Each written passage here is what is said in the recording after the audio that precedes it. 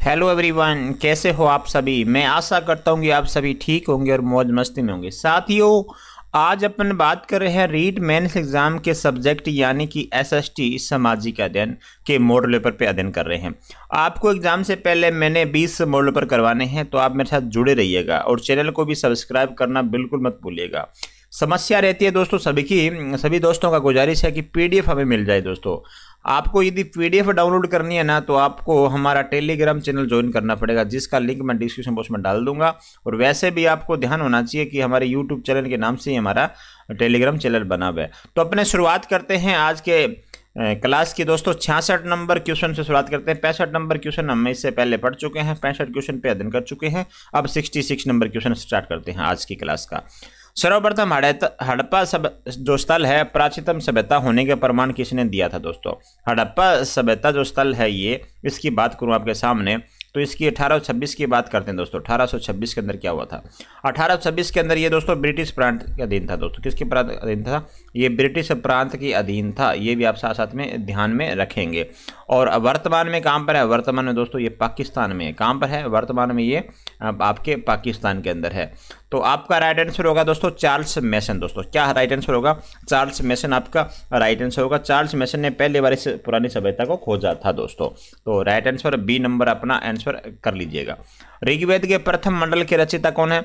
ऋग्वेद के जो प्रथम मंडल के रचयिता है दोस्तों है अंगिकारा ऋषि। दोस्तों, कौन है? अंगिकारा ऋषि हो जाएगा आपका। एक नंबर आंसर आपका सही हो जाता है यहाँ पर। आगे देखिएगा 68 नंबर क्वेश्चन है। भगवान बुद्ध के महापरिनिर्वाण के बाद पहली बौद्ध संगीति हुई थी। दोस्तों, पहली बौद्ध संगीति कहाँ हुई थी ये पूछा जाए है महापरिनिर्वाण के बाद में। तो आपका राइट आंसर होगा दोस्तों एक नंबर, राजगृह या राजगीर में हुई थी। दोस्तों, एक नंबर आंसर हमारा यहाँ पे सही हो जाता है। आगे देखिएगा 69 नंबर क्वेश्चन है। अवंती जनपद की राजधानी थी। दोस्तों, अवंती जनपद की राजधानी क्या थी? तो अवंती जनपद की दोस्तों राजधानी थी उज्जैन। क्या थी? उज्जैन। अपना राइट आंसर कर लीजिएगा। सी नंबर आंसर हमारा यहाँ सही हो जाता है। आगे देखिएगा 70 नंबर क्वेश्चन आपके सामने है। पुराण में नंदों को कहा गया है। दोस्तों, पुराण में है ना, नंदों को क्या कहा गया है? वैश्य, शूद्र, ब्राह्मण या क्षत्रिय? तो बताइएगा क्या कहा गया पुराण में। हाँ जी, राइट आंसर होगा शूद्र कहा गया। दोस्तों, क्या कहा गया है? शूद्र कहा गया है। सम्राट अशोक का राज तिलक कब किया गया था? सम्राट अशोक का राज तिलक पूछा गया आपसे, तो कब किया गया था? 71 नंबर क्वेश्चन का बताइएगा। हाँ जी, बता दूं आपको, जो सम्राट अशोक था दोस्तों, इसका जो कार्यकाल है वो 304 ईसा पूर्व। दोस्तों, 304 ईसा पूर्व से लगाकर 232 ईसा पूर्व तक था। दोस्तों, कब था? 232 ईसा पूर्व तक था इसका, ये भी ध्यान रखिएगा। तो राइट आंसर क्या होगा? 269 ईस्वी हो जाएगा। क्या हो जाएगा? 269 ईस्वी ईसा पूर्व आपका राइट आंसर हो जाएगा। तो 71 का जो आंसर है वो एक नंबर आंसर है। दोस्तों, क्या है? एक नंबर आंसर है। गाजी मलिक किस वंश का संस्थापक था? दोस्तों, गाजी मलिक पूछा गया है किस वंश का संस्थापक था। तो 72 नंबर क्वेश्चन का जो आंसर रहने वाला है वो है तुगलक वंश का। दोस्तों, गाजी मलिक तुगलक वंश का संस्थापक था। आपको ये भी आपको ध्यान होना चाहिए। दोस्तों, क्या होना चाहिए? गाजी मलिक या तुगलक, गाजी ग्यासुद्दीन तुगलक भी कहते हैं। दोस्तों, क्या कहते हैं? हाँ जी। और इसका यदि अपन शासन की बात करें, ये दिल्ली के कब बैठा था दोस्तों? ये 1320 से लगाकर 1325 तक ये शासन करता है। कब करता है? 1320 से लगाकर 1325 तक ये शासन करता है। ये ध्यान में इस बात को भी रखिएगा साथ साथ में। किस मुगल शासक के बचपन का नाम बदरुद्दीन था? आपसे पूछा गया किस मुगल शासक के बचपन का नाम बदरुद्दीन था। 73 क्वेश्चन आपके सामने, क्या आंसर होगा? तो राइट आंसर होगा दोस्तों बी नंबर, अकबर आपका राइट आंसर होगा। क्या होगा? अकबर आपका राइट आंसर हो जाएगा मित्रों। आगे देखिएगा 74 नंबर क्वेश्चन आपके सामने। निम्न में से अकबर के नवरत्न में शामिल थे। नवरत्न में शामिल कौन से थे इनमें से? बताइएगा। हाँ जी, बहुत अच्छा क्वेश्चन बनता है दोस्तों। 9 विद्वानों की इन्होंने नियुक्ति करी थी, है ना। उस समय ब्राह्मणों का बोलबाला था। दोस्तों, बिल्कुल सही आपने पहचान रहे हैं। तो इस 74 का जो आंसर होगा डी नंबर होगा। दोस्तों, तानसेन भी था, बिरबल भी था, टोडरमल भी था। दोस्तों, तानसेन था, टोडरमल भी था और बिरबल भी था। इसके अलावा अबुल फजल भी था। दोस्तों, अबुल फजल था, फेजी था, है ना। राजा टोडरमल हो गया, मान सिंह साहब हो गए, है ना। अब्दुल रहीम खाने खाना, हकीम मोहकमा और मुल्ला दो पियाजा दोस्तों शामिल थे। ये 9 नवरत्न थे, ध्यान रखिएगा। तो ये सभी इसका राइट आंसर होगा। तराइन का सेकंड युद्ध कब लड़ा हुआ था? दोस्तों, तराइन का सेकंड युद्ध है 1192 से। बहुत अच्छा क्वेश्चन है ये। हाँ जी, मोहम्मद गौरी और पृथ्वीराज चौहान के मध्य हुआ था। दोस्तों, किसके मध्य था? गौरी और चौहान के बीच में, गौरी और पृथ्वीराज चौहान के मध्य ये जो इसमें विजेता कौन होता है, गोरी इसमें जीत जाता है। इसमें पहला युद्ध भी होता है 1191 में, 1191 में होता है पहला युद्ध, तो ध्यान रखिएगा। कांग्रेस के प्रथम अधिवेशन की अध्यक्षता किसने करी थी? कांग्रेस के जो प्रथम अधिवेशन थी उसकी अध्यक्षता किसने करी थी, आपको ये बताना है इस क्वेश्चन में। तो बहुत अच्छा क्वेश्चन बन रहा है। हाँ जी, 28 दिसंबर 1885, 28 दिसंबर 1885 के अधिवेशन हुआ था दोस्तों। कब हुआ था? 1885 में ये अधिवेशन होता है। 72 सदस्य इसमें शामिल होते हैं इस, तो ये इसका राइट आंसर होगा दोस्तों 77 का, 76 का दोस्तों वो हो जाएगा बी नंबर, व्योमेश चंद्र बनर्जी। बहुत अच्छा दोस्तों, बहुत बार एग्जाम में क्वेश्चन पूछा गया आपसे, तो 76 का आंसर होगा बी नंबर, आंसर कर लीजिएगा। बंगाल विभाजन को राष्ट्रीय संकट की संज्ञा किसने दी थी? बंगाल विभाजन दोस्तों, बंगाल विभाजन होता कब है? 1905 में होता है, 1905 में बंगाल विभाजन होता है।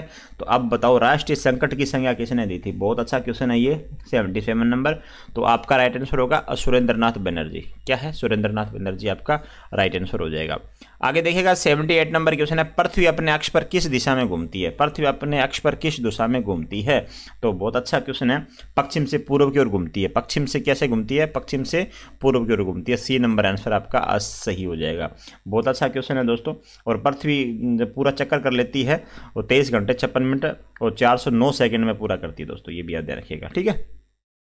नववर्ष की पहली किरण कहाँ उदय होती है? नववर्ष की पहली किरण कहाँ उदय होती है? बताओ, बहुत अच्छा है ये क्वेश्चन। तो 79 का डी नंबर आंसर है, न्यूजीलैंड में होती है दोस्तों। कहाँ होती है? न्यूजीलैंड में सूर्योदय सबसे पहले होता है। न्यूजीलैंड के गिशबोर्न में दोस्तों, ये गिशबोर्न लिख ले लो आप, गिशबोर्न न्यूजीलैंड का स्थान पड़ता है गिशबोर्न, वहाँ पे सर्वाधिक अपना किरण उदय होती है। आगे देखिएगा दोस्तों, आगे 79 नंबर हमने कंप्लीट कर चुके हैं। अभी अपन चल रहे हैं 80 नंबर क्वेश्चन की तरफ। देखिएगा 80 नंबर है, बैरोमीटर का प्रयोग होता है दोस्तों। बैरोमीटर का प्रयोग बताना आपको, बैरोमीटर का प्रयोग कहाँ पे होता है, किस लिए काम के लिए होता है बैरोमीटर का प्रयोग? बिल्कुल हाँ जी, वायु दाब मापी एक यंत्र होता है दोस्तों। क्या होता है ये? वायु दाब मापी एक यंत्र होता है। तो राइट आंसर होगा वायुमंडलीय दाब मापने के लिए दोस्तों, सी नंबर आंसर हमारा यहाँ सही। दक्षिणी गोलार्ध में पवन के बाईं ओर विचलन का कारण क्या है? दक्षिणी गोलार्ध में पवन क्या करती है? बाईं ओर विचलन करती है। इसका प्रमुख कारण क्या है? बिल्कुल बताइएगा। 81 नंबर क्वेश्चन आपके सामने, बहुत अच्छा क्वेश्चन है आपके सामने, 81 क्वेश्चन है। सी नंबर आंसर सही होगा। पृथ्वी का घूर्णन दोस्तों से कारण क्या है? पृथ्वी का घूर्णन इस वजह से होती है। प्रशांत महासागर की औसत गहराई कितनी होगी? बताओ, प्रशांत महासागर की औसत गहराई कितनी हो सकती है? बिल्कुल बहुत अच्छा है दोस्तों। अमेरिका और एशिया को ये पृथक करता है प्रशांत महासागर, ठीक है। विश्व का सबसे बड़ा और सबसे गहरा महासागर है, विश्व का सबसे बड़ा और गहरा लिख लो, ठीक है। तो इसकी जो गहराई है दोस्तों वो है 4280 मीटर है। 4280 मीटर इसकी क्या है? गहराई हो जाएगी। आगे देखिएगा, आगे है 83 नंबर क्वेश्चन है, सेंट लॉरेंस की खाड़ी कहाँ स्थित है? सेंट लॉरेंस की खाड़ी बतानी आपको। बताओ सेंट लॉरेंस की खाड़ी कहाँ स्थित है? बिल्कुल बिल्कुल हाँ जी साहब, कनाडा आंसर आपका राइट होगा। कनाडा आंसर क्या होगा आपका? राइट होगा। जो भी साथी हमारे साथ चैनल से जुड़ा, चैनल को सब्सक्राइब करना बिल्कुल मत भूलिएगा दोस्तों। चैनल को क्या करना है? सब्सक्राइब करना है, वीडियो को लाइक करना है। ऐसे ही आपको मज़ेदार दोस्तों मॉडल पेपर मिलते रहेंगे। आपके एग्जाम से पहले free of cost model paper है और आपको PDF भी बिल्कुल फ्री मिल रही है, ठीक है। विश्व का सबसे सर्वोच्च पठार क्षेत्र कौन सा है? विश्व का सर्वोच्च पठार क्षेत्र है दक्कन का, पामीर का या टिम्सन का, या इनमें से कोई नहीं? बताओ। हाँ जी, और इसका राइट आंसर होगा दोस्तों पामीर का पठार। पामीर का जो पठार है ना दोस्तों, मध्य एशिया में स्थित है। कहाँ पर है? मध्य एशिया में स्थित एक प्रमुख पठार पर्वत है, ये ध्यान रखिएगा, पामीर का पठार। आगे देखिएगा, विश्व का सबसे ऊंचा जलप्रपात, ये बहुत अच्छा क्वेश्चन है, आपके एग्जाम में बन सकता है। विश्व का सबसे ऊंचा जलप्रपात कौन सा है? तुंगेला, एंजल या नील या एस्प्लॉड? दोस्तों बताओ कौन सा है विश्व का सबसे ऊंचा जलप्रपात? बहुत अच्छा क्वेश्चन है दोस्तों। हाँ जी, राइट आंसर होगा आपका कौन सा? 85 नंबर क्वेश्चन का होगा एंजल का दोस्तों। क्या होगा? एंजल का आपका। इसकी ऊंचाई बात करूँ आपके सामने, 979 मीटर है। 979 मीटर इसकी है ऊंचाई, ठीक है ना, 79 मीटर। यदि फीट में पूछ ले आपसे तो 32-12 फीट है, 32 से 12 फीट, ठीक है ना, ये भी आपको ध्यान में रखिएगा। और गहराई कितनी है? गहराई 807 मीटर है। चलो ठीक है, सबसे अपन बात कर रहे थे एंजल की दोस्तों। अफ्रीका महाद्वीप की खोज की थी, अफ्रीका महाद्वीप की खोज किसने करी थी? अफ्रीका महाद्वीप की खोज बताओ किसने करी थी? बहुत अच्छा क्वेश्चन है ये। अफ्रीका महाद्वीप की खोज करने वाले व्यक्ति है मार्टिन स्टैनली और डेविड लिविंगस्टन दोस्तों। इन दोनों ने क्या करी थी? अफ्रीका महाद्वीप की खोज करी थी। ये भी आप साथ साथ में ध्यान रखिएगा दोस्तों। अफ्रीका एशिया का एशिया के बाद में दूसरा सबसे बड़ा महाद्वीप है अफ्रीका, ठीक है ना, एशिया सबसे बड़ा महाद्वीप है। 87 नंबर क्वेश्चन है, निम्नलिखित घास भूमियों में से कौन सा अमेरिकी मूल निवासियों का निवास स्थल है?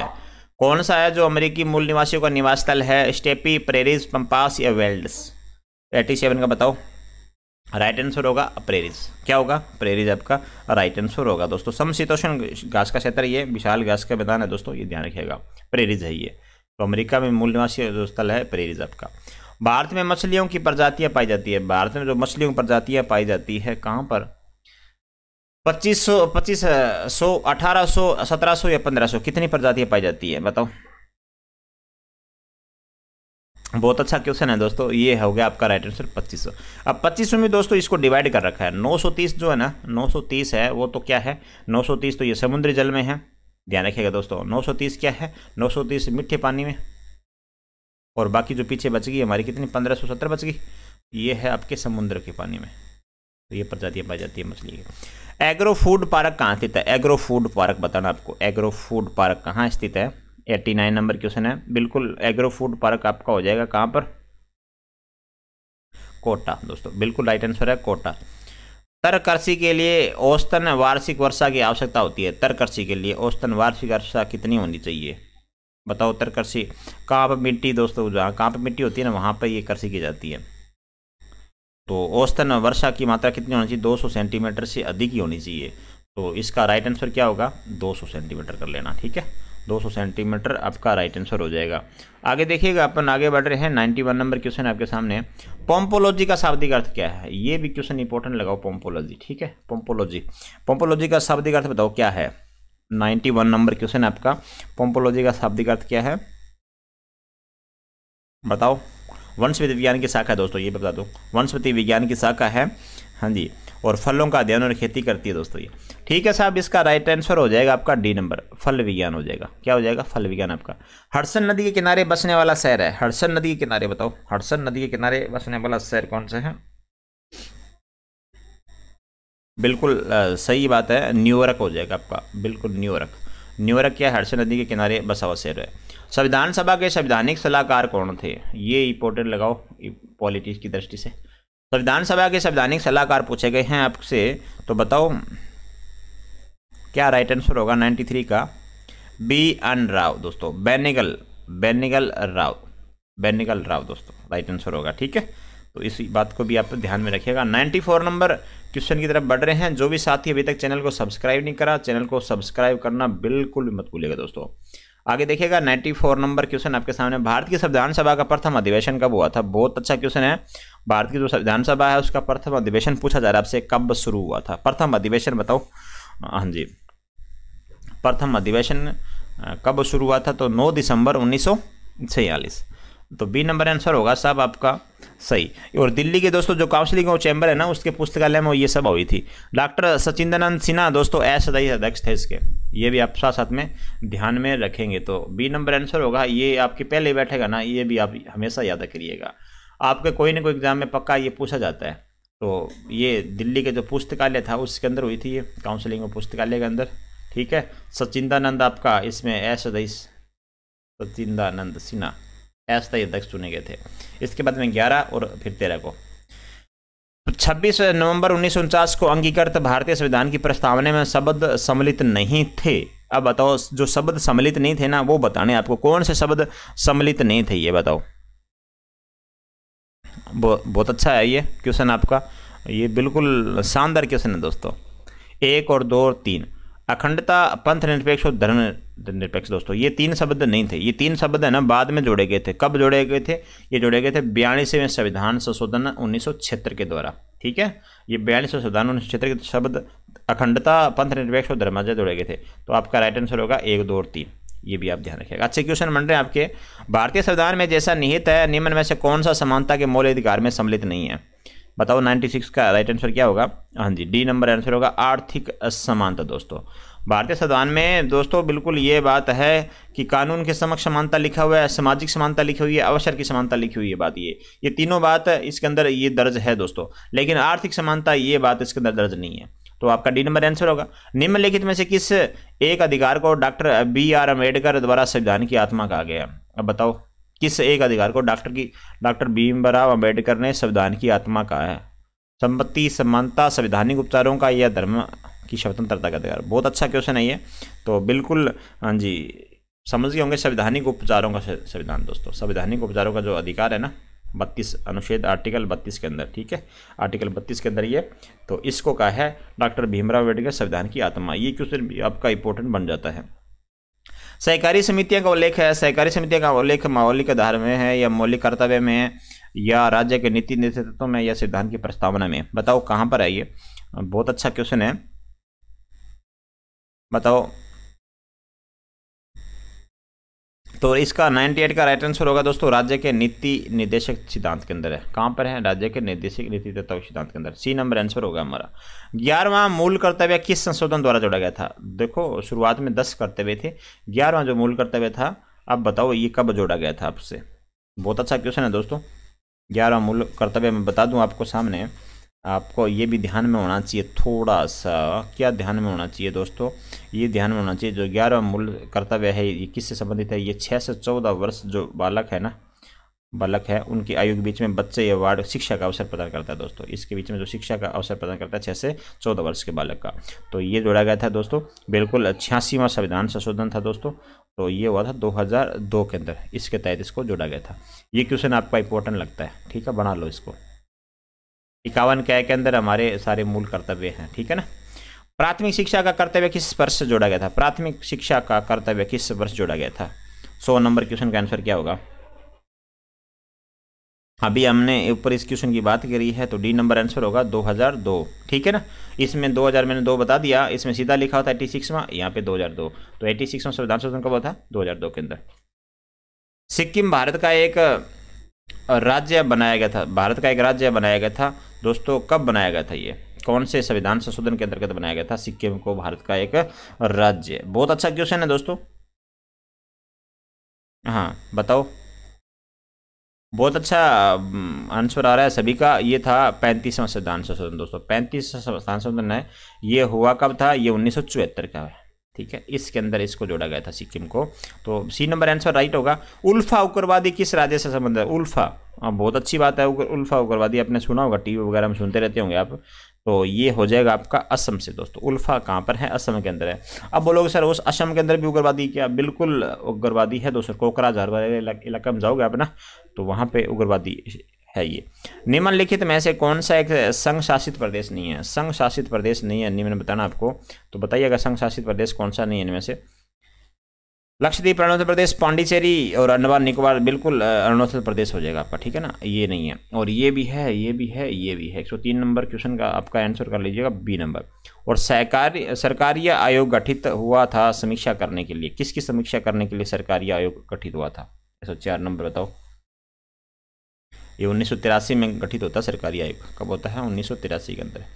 अब बताओ किसके लिए होता है ये? तो बिल्कुल संघ और राज्य के बीच में संबंधों को दोस्तों। बी नंबर आंसर हमारा सही हो जाएगा यहाँ पे।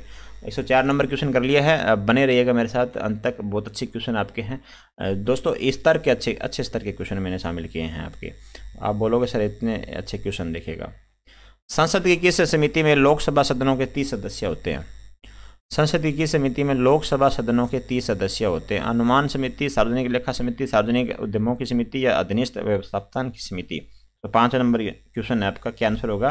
तो बिल्कुल अनुमान समिति की स्थापना दोस्तों 1950, तो आपका राइट आंसर होगा अनुमान समिति। 1950 में इसकी स्थापना होती है, ये भी ध्यान रखिएगा।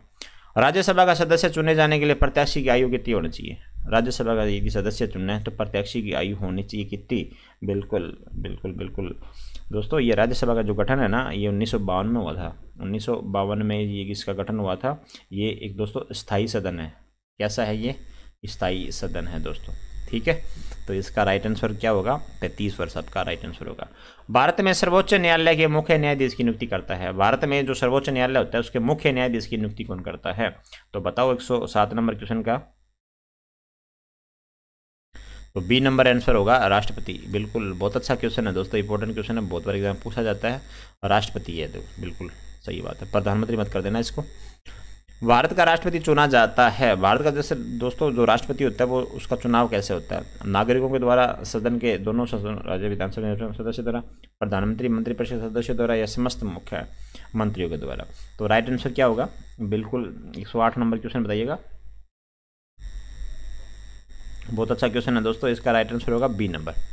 संसद के दोनों सदन एवं राज्य विधानसभा के निर्वाचित सदस्य होते हैं ना, वो करते हैं अनुपातिक प्रणाली के अनुसार। कैबिनेट का तात्पर्य क्या? कैबिनेट आपने बहुत बार नाम सुना होगा दोस्तों, कैबिनेट है ना। तो अब बताओ तात्पर्य क्या है इसका? तो राइट आंसर क्या होगा? आपका राइट आंसर होगा 109 का बी नंबर।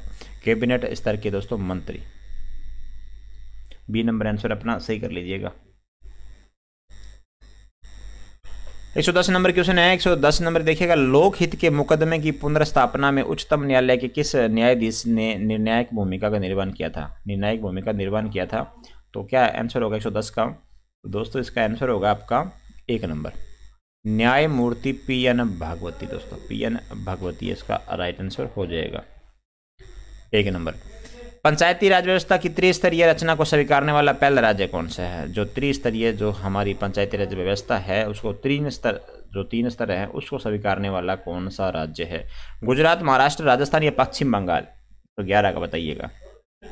बिल्कुल राजस्थान है दोस्तों, बहुत अच्छी बात है, आपने आंसर सही दिया इसका। कामराज योजना कब प्रस्तावित की थी? तो कामराज योजना बतानी आपको कब प्रस्तावित है ये? तो डी नंबर आंसर होगा दोस्तों वर्ष 1963, आपका राइट आंसर हो जाएगा दोस्तों। आगे देखिएगा 17 नंबर क्वेश्चन आपके सामने। एक छोटे से क्षेत्र में काम करने वाले 10 लोग डोट का एक उदाहरण है। यदि छोटा क्षेत्र है उसमें काम कर रहे हैं 10 लोग, वो किसका उदाहरण है? बेरोजगारी का, पूर्ण रोजगारी या प्रछन्न बेरोजगारी या श्रम प्रयास का? दोस्तों बहुत अच्छा क्वेश्चन है SST का, तो वो है प्रछन्न बेरोजगारी। दोस्तों क्या है? सी नंबर आंसर हमारा सही हो जाएगा।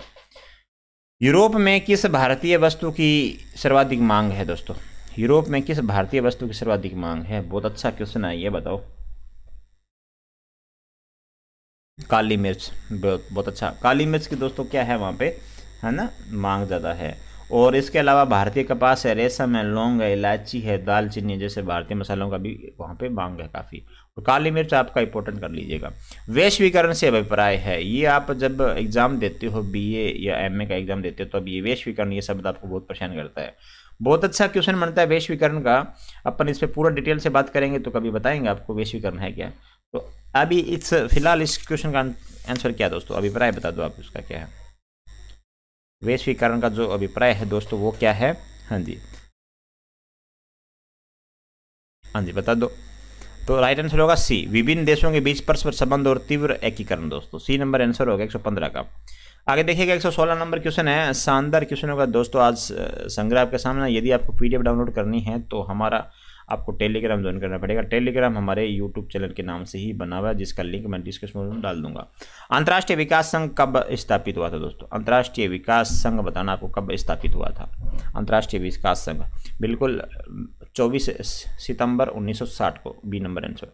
अन्नपूर्णा योजना कब प्रारंभ हुई? दोस्तों अन्नपूर्णा योजना कब प्रारंभ हुई थी? अन्नपूर्णा योजना बताओ, 17 नंबर। अन्नपूर्णा योजना प्रारंभ होती है दोस्तों वर्ष 2000 या 2001, ठीक है ना। तो आपका राइट आंसर बी होगा। मुद्रा से तात्पर्य क्या है आपका? मुद्रा से तात्पर्य क्या होगा दोस्तों? मुद्रा से तात्पर्य क्या है? उस वस्तु से जो सभी भुगतानों से सर्वप्रथम क्या होती है? सर्वमान्य स्वीकार होती है। तो राइट आंसर क्या होगा? डी नंबर होगा। वह वस्तु जो सभी भुगतानों में सर्वमान्य स्वीकार हो। तो आपका डी नंबर आंसर सही कर लीजिएगा। आगे देखिएगा दोस्तों, हाँ जी, SHG क्या है? SHG क्या है बताओ? SHG क्या है? स्वयं हस्तकला समूह है, सामूहिक सहायता समूह है, या स्वयं सहायता समूह, या सभी? तो ये है दोस्तों क्या है? स्वयं सहायता समूह है। सी नंबर आंसर आपका राइट होगा। एग मार्क सुरक्षा चिन्ह है। एग मार्क बहुत बार आपने देखा होगा। एग मार्क दोस्तों बताओ, एग मार्क सुरक्षा चिन्ह किस चीज़ को दर्शाता है? बिल्कुल कृषि उत्पादों के लिए दर्शाता है दोस्तों। एग मार्क आपने देखा होगा, मार्क लगा हुआ, ये सुरक्षा चिन्ह है एग मार्क। आगे देखिएगा 121 नंबर क्वेश्चन आपके सामने। बहुत अच्छे क्वेश्चन आपके सामने लेकर आया हूँ मैं आपके लिए। अलग अलग पार्टों में ये डिवाइड किए हुए हैं, ठीक है ना। अलग अलग पार्टों में ये डिवाइड किए हुए हैं, 6 पार्ट में बांटा गया क्वेश्चनों को। 121 क्वेश्चन है, अनवीनीकरणीय संसाधन का उदाहरण है दोस्तों। अनवीनीकरणीय संसाधन कौन सा उदाहरण है? जल, वायु, प्रकृति या प्राकृतिक गैस? अनवीनीकरण का बताओ। बताओ। ऐसे संसाधन होते हैं दोस्तों जिनका भंडार क्या होता है, भंडार अनवीय संसाधन कौन होते हैं, जिनका भंडार होता है सीमित। कैसा होता है, सीमित होता है, ठीक है ना। सीमित इनका भंडार होता है और इनके निर्माण में बहुत समय लगता है, बहुत समय लगता है। तो किसका होगा, डी, प्राकृतिक गैस आपका राइट आंसर होगा दोस्तों, ठीक है। जल और वायु, कृषि ये नहीं है। सामाजिक लेखा विधि किसने प्रतिपादित की थी दोस्तों, सामाजिक लेखा विधि किसने प्रतिपादित की थी, मार्शल, पिंगू, फिशर या रिचर्ड स्टोन। तो ये राइट आंसर होगा रिचर्ड स्टोन, आपका राइट आंसर होगा, क्या होगा, रिचर्ड स्टोन। निम्नलिखित में से मानव विकास सूचकांक मापन का आर्थिक संकेतक नहीं है, कौन सा नहीं है इनमें से, तो आपका राइट आंसर होना चाहिए दोस्तों शिक्षा। शिक्षा इसका नहीं है, ठीक है ना।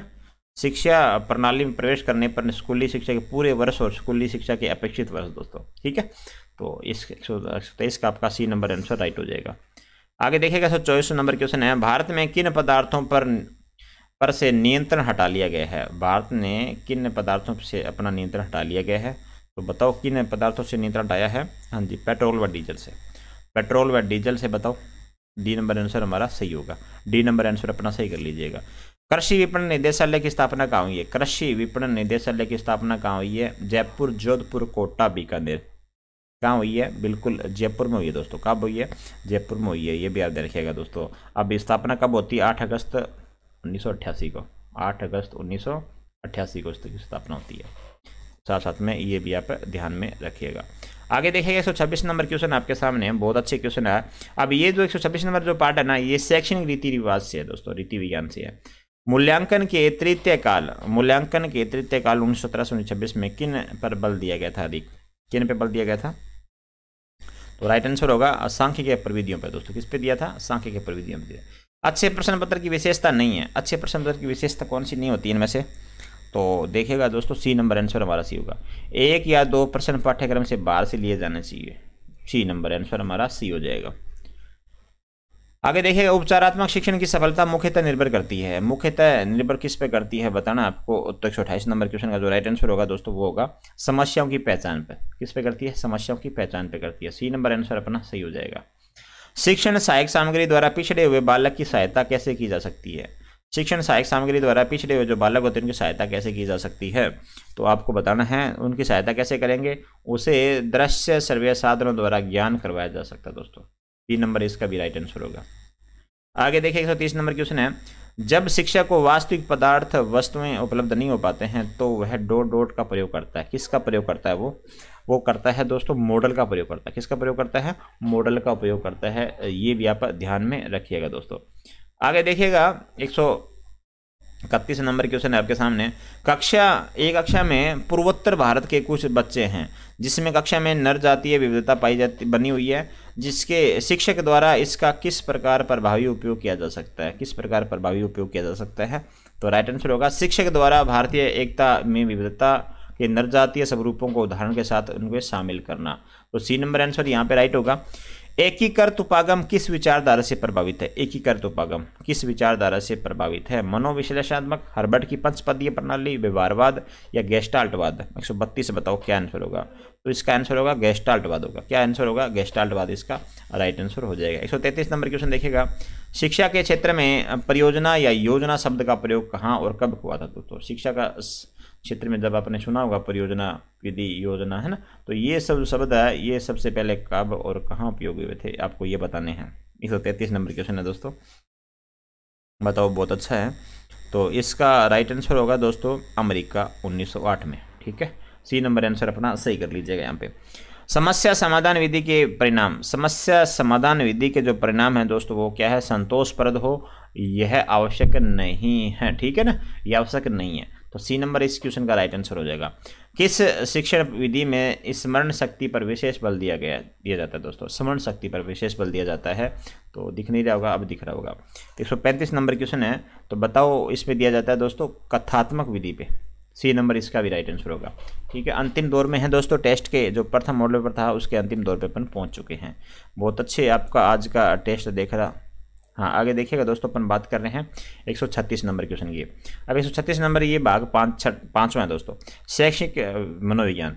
निम्नलिखित में से शास्त्रीय अनुबंधन का उदाहरण है दोस्तों, शास्त्रीय अनुबंधन का उदाहरण है, ये शास्त्रीय अनुबंधन बहुत बार आपसे पूछा जाता है एग्जाम में, ये क्वेश्चन इंपॉर्टेंट लगा लो आप।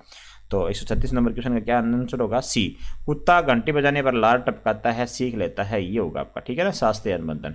सी नंबर। यदि आपकी कक्षा का बच्चा सी को डी और डी को सी पढ़े तो वह कौन से रोग से पीड़ित है?